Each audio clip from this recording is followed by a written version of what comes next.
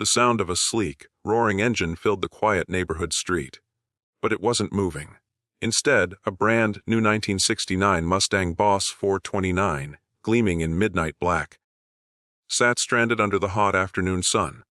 Its hood was popped, smoke curling out like a sigh of frustration. Inside the car, leaning against the leather seat, was Alexander Pierce, a man who needed no introduction in the city. A self-made millionaire, sharp suits, and even sharper tongue. To the world, Alexander was untouchable, a titan in business, known for his ruthless efficiency and pristine taste. But today, he was just a man stranded, irritated, and alone. He slammed the hood shut, sweat dripping down his forehead. "Great," he muttered. "Of all the days." And that's when he heard it. "Need some help, mister?" The voice was small, careful. He turned and saw her, a little black girl, maybe 10 or 11, standing barefoot on the sidewalk. Her hair was tied in mismatched pigtails, her dress faded but neat, like someone tried their best with what little they had. In her hand, she clutched a tiny toolbox that looked older than she was. Alexander raised an eyebrow. "Help. Kid, this is a Mustang. Classic car.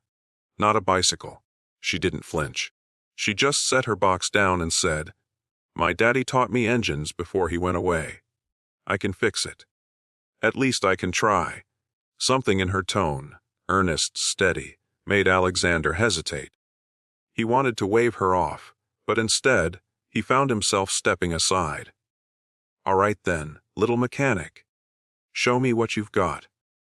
The girl climbed onto the bumper, peered into the engine bay, and her small fingers moved with surprising confidence. She checked hoses, tapped the carburetor, even tightened a loose bolt with a tool, so worn it looked like it had been passed through generations. Alexander watched, torn between disbelief and curiosity. And then, with a few adjustments and a sharp nod, she looked at him. "Try it now." He slid into the seat, turned the key. The engine roared alive, smooth and proud, like a lion brought back to life. Alexander blinked. "What the? How did you?" The girl just grinned. "Told you. My daddy taught me." For the first time in years, Alexander laughed. Not the cold laugh his employees feared, but a real, warm chuckle. "Well, kid, you just saved me a fortune and a whole lot of embarrassment. What do I owe you?" She shook her head quickly. "No money. Just let me sit in it. Please. I've never been in a car this pretty." Something tugged at Alexander's chest. He opened the passenger door. "Hop in." Her eyes lit up like Christmas morning as she slid onto the leather seat, touching the dashboard with reverence. "It smells like dreams," she whispered. And that's when Alexander noticed it. On her tiny hand, worn and scratched, was a ring. Not a shiny toy ring from a candy machine. No. This was an adult's ring, too big for her little finger, clearly once belonging to someone else. The band was dull, but the engraving on the side caught the light. "Forever with you." Alexander stared at it. "That's a beautiful ring. Where did you get it?" Her smile faltered. She looked down, twisting it nervously. For a moment, he thought she wouldn't answer. Then softly she said, "It was my daddy's. He wore it all the time.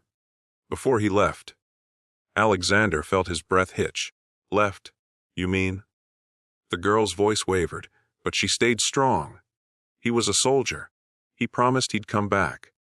But Mama says heaven needed him more. So, I wear it now. That way, he's always with me." The world seemed to go quiet around them. Alexander, a man who measured his worth in stock prices and quarterly gains, suddenly felt his chest tighten in a way money could never fix. "Your father?" he asked carefully. "What was his name?" She looked at him with pride shining through her grief. "Marcus Reed." Alexander froze. He knew that name. Years ago, when he was just a rising entrepreneur, he'd been caught in a fire at a business conference. He never told anyone. But it wasn't luck that saved him that night. It was a soldier, a man who'd rushed in, carried him out, and disappeared back into the flames to help others. The name of that soldier had been Marcus Reed. The realization hit him like a storm. The little girl sitting in his Mustang wasn't just any kid. She was the daughter of the man who had saved his life. He swallowed hard, his usual arrogance stripped away. For a long time, he just looked at her. This brave little girl with grease on her hands and her father's ring on her finger. Finally, he said softly, "Your daddy was a hero. More than you'll ever know." Her eyes widened. You knew him."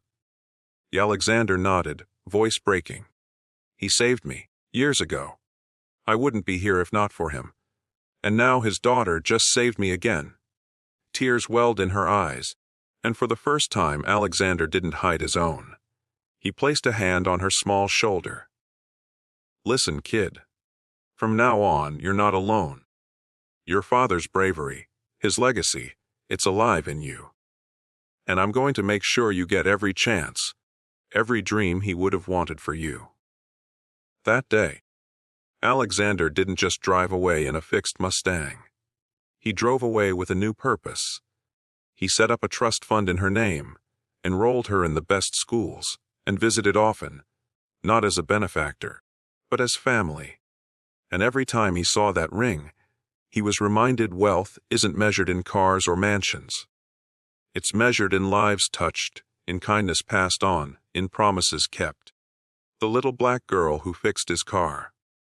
She grew up to become an engineer, designing cars that changed the world. And Alexander Pierce, the millionaire, never again measured success in dollars, but in the smile of a child who carried her father's courage in her heart. Because sometimes, the smallest hands carry the greatest legacies. And if you believe kindness still has the power to change the world, don't forget to subscribe.